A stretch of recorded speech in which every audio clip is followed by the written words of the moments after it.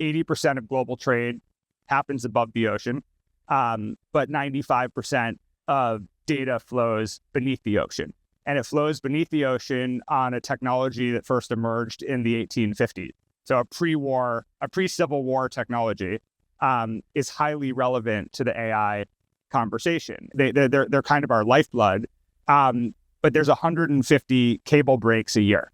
And part of the reason listeners haven't really heard much about this is historically, most of those cable breaks happen because, like any hardware, they age and there's a natural deterioration. Sometimes there's an accident.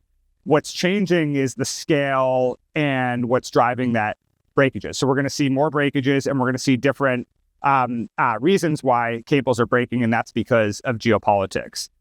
In January, a Chinese vessel, severed one of the 15 cables that connects the island of Taiwan.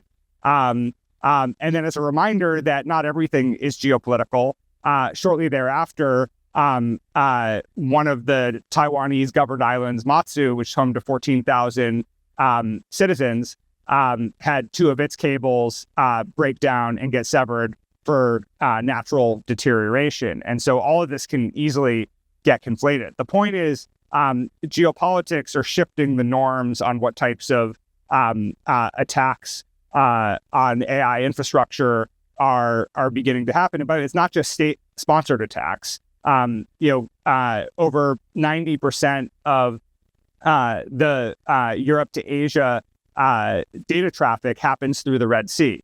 And with the war happening in the Middle East right now, you've had multiple instances of cables getting cut in the Red Sea, not because the Houthis have undersea cutting capability, which they claim, and they in fact don't, but they've sunk a couple commercial vessels whose anchors have inadvertently severed some of those cables. And so the entire landscape under the water is changing quite remarkably.